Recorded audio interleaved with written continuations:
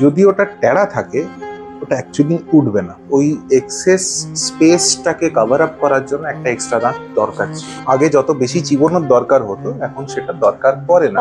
তো টেরা থাকলে তখন ওটা বেস্ট প্রসিজার হচ্ছে তুলে দেওয়া। ও যেটা করবে ওটা পাশের দাঁতটাকেও ভেঙে দেবে। নমস্কার, উপকার থেকে আমি সুস্মিতা কুন্ডু। উপকার হলো এমন একটি প্ল্যাটফর্ম যে প্ল্যাটফর্মের মাধ্যমে আপনারা খুব সহজেই বাড়ি বসে ডক্টরের অ্যাপয়েন্টমেন্ট বুক করতে পারবেন। আজ আমরা এসেছি দাঁতের সমস্যার সমাধান নিয়ে। আজ আমরা আলোচনা করব আক্কেল দাঁত নিয়ে। আমাদের সাথে রয়েছেন দন্ত বিশেষজ্ঞ ডক্টর অর্ণব চক্রবর্তী। হ্যাঁ, নমস্কার, আমি ডক্টর অর্ণব চক্রবর্তী। আমি একজন বিডিএস জেনারেল ডেন্টিস্ট। আমি আমার প্র্যাকটিসে আমি নর্মালি সব ধরনের ট্রিটমেন্টসই করে থাকি। অ্যান্ড যেমন বললেন, one of the main problems যেটা আমাদের কাছে আসে ইট ইজ উইথ আক্কেল দাঁত প্রবলেম।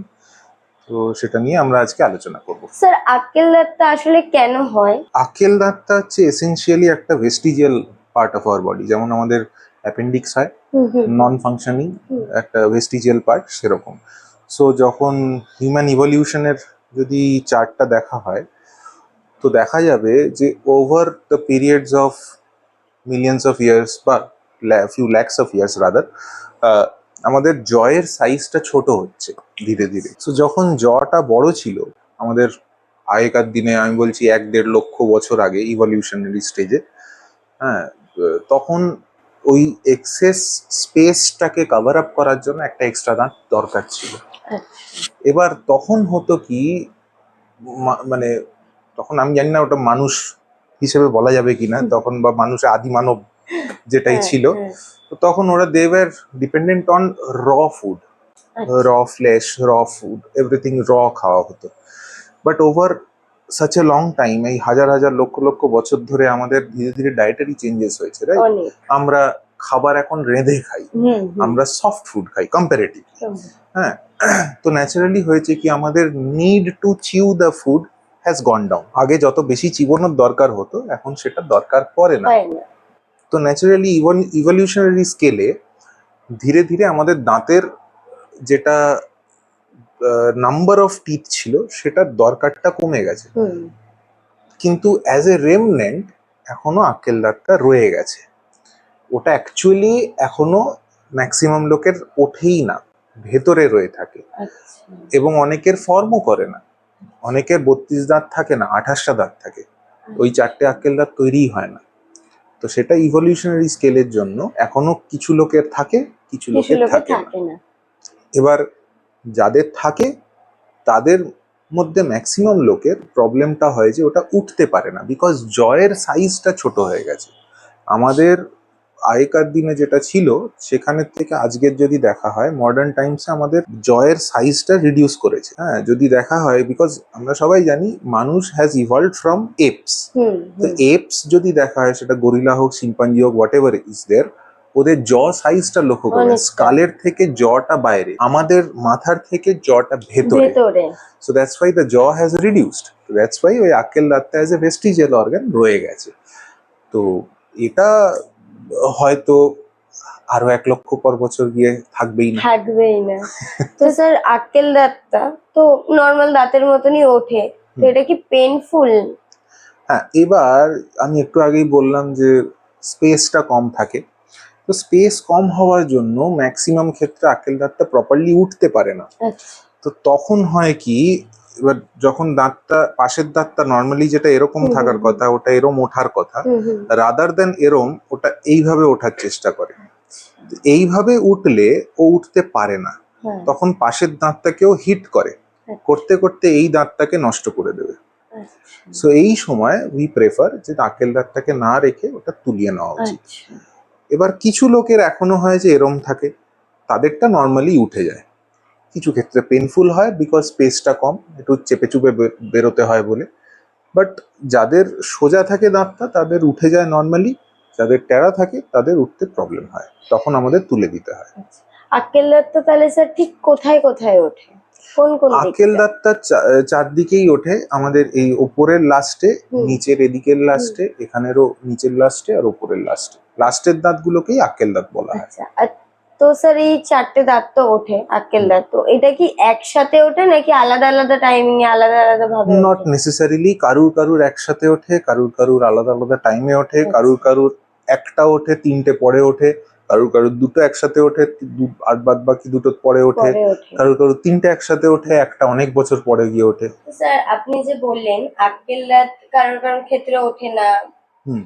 আবার আলাদা আলাদা ভাবে চার ভাবে হ্যাঁ, ওঠে, হ্যাঁ। তো ধরুন এরকম কখনো হয় যে মানে ধরুন দুটো দাঁত উঠেছে আর দুটো উঠলোই না? হ্যাঁ, এরকম হয়, আমরা দেখেছি যে শুধু দুটো উঠেছে, আবার এমনও দেখেছি একটা উঠেছে, আর বাকি তিনটে ওঠেই ওঠেইনি, ওঠেইনি, তৈরি হয়নি, আচ্ছা। এরকমও দেখেছি। তো ওই জন্য আমরা করি কি, যখনই কেউ আক্কেল দাঁতের সমস্যা নিয়ে আসে, আমরা ফার্স্ট অ্যান্ড ফরমোস্ট যেটা আমরা করি, আমরা বলি আগে এক্সরে করবো। তো স্যার আক্কেল দাঁতের বেস্ট ট্রিটমেন্ট কি হতে পারে? মানে এটা কি ওষুধ খেয়ে ব্যথা কমিয়ে বা কোনো রকম কিছু করে, নাকি সার্জারি করতে হয় দাঁতটা তোলার জন্য? হ্যাঁ, সো আমি আগে যেমন বলছিলাম যে আক্কেল দাঁতটা অনেকে সোজা ওঠে, অনেকে টেরা ওঠে, রাইট? তো যদি ওটা টেরা থাকে, ওটা অ্যাকচুয়ালি উঠবে না। আচ্ছা। ও যেটা করবে, ওটা পাশের দাঁতটাকেও ভেঙে দেবে। যদি সোজা থাকে, ও ইভেনচুয়ালি উঠবে, বাট নর্মালি খুব কম ক্ষেত্রেই দেখা যায় যে সোজা উঠছে। তো যদি টেরা থাকে, তো টেরা থাকলে তখন ওটা বেস্ট প্রসিজার হচ্ছে তুলে দেওয়া। নাও সিন্স ওটা ভেতরে আছে, মাড়ির ভেতরে, ওটা তো বাইরে থেকে দেখা যাচ্ছে না, ওটা নর্মাল ওয়েতে তোলা যায় না, তখন we need to do a surgical extraction. এবার কিছু ক্ষেত্রে হয় কি, আক্কেল দাঁতটার তলায় না একটা নার্ভ যায়, যে নার্ভটা এখান থেকে শুরু হয়, এইভাবে যায়, কানের ওপর দিয়ে যায়, গিয়ে এখানে গিয়ে ঘাড়ে ব্যথা, ঘাড়ে অবধি, এখানে গিয়ে সার্ভিক্সের সঙ্গে মানে সার্ভাইকাল ইয়ের সাথে জোড়ে আর কি, স্পাইনাল কর্ডের সাথে। সো ইনফ্যাক্ট এই কারণে যাদের আক্কেল দাঁতের প্রবলেম হয়, তাদের মাথা ধরে, কানে ব্যথা হয় এবং ঘাড়েও ব্যথা হয়। This is the same reason, যে এখান থেকে পুরো নার্ভটা এতদূর গেছে। সো অনেক সময় হয় কি, যেহেতু দাঁতটা অত ভেতরে আছে, তো নার্ভটার সঙ্গে টাচ হয়ে থাকে। আচ্ছা। ইনফ্যাক্ট আমরা এরমও দেখেছি, নার্ভটা এরম গেছে, আক্কেল দাঁতের যে দুটো রুট হয়, রুটটা এরম ধরে আছে। Now you can very well imagine, এই ক্ষেত্রে আমরা দুম করে তুলতে পারি না, তুলতে পারি বিকজ যদি ওই সময় আমরা টান দিই, সো নার্ভটা ছিঁড়ে যাবে। এবার এই যে নার্ভটা আছে, এটাকে বলা হয় inferior alveolar nerve. It is a branch of the trigeminal nerve, specifically mandibular nerve.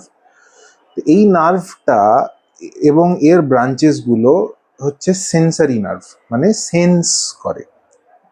এই নার্ভের পুরো ইয়েটার ওপর আমাদের sense of taste, touch, hot and cold, pain, মানে যত সেন্সেশন আছে সব ওই নার্ভটার ওপরেই থাকে, নির্ভর করে। নাও ডিউ টু এনি রিজন যদি দাঁতটা তুলতে গিয়ে নার্ভটা চোট খেয়ে যায়, তাহলে ওই দিকের পুরো সেন্সটা চলে যাবে, এবং ওটা এক একটা সাইডের একটাই থাকে। সো এই সাইড অফ দ্য ফেস একটা নার্ভ, এই সাইড অফ দ্য ফেস একটা নার্ভ, তো ওটা গেল মানে ওই সাইডটা গেল, পুরো নষ্ট হয়ে তো যাবে। এরকম পার্টিকুলার সিচুয়েশনে তখন আমরা প্রেফার করি ওটিতে গিয়ে করতে।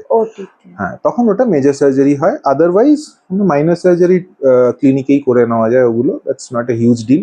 But in such few cases ওটাও হয়, অনেকেরই হয়, তখন আমাদেরকে ওটা ওটিতে গিয়ে করতে হয় আর কি, আন্ডার জেনারেল অ্যানেস্থেসিয়া। তো এই যেহেতু এই প্রবলেমটা থাকে নার্ভের, সো এবার নার্ভটা তো আমি আগে বললাম যে এটার জন্য আমরা ওপিজি করাই, রাইট? একটা ফুল মাউথ এক্সরে করি। Now in an xray what we are looking at is a 2D picture of a 3D structure.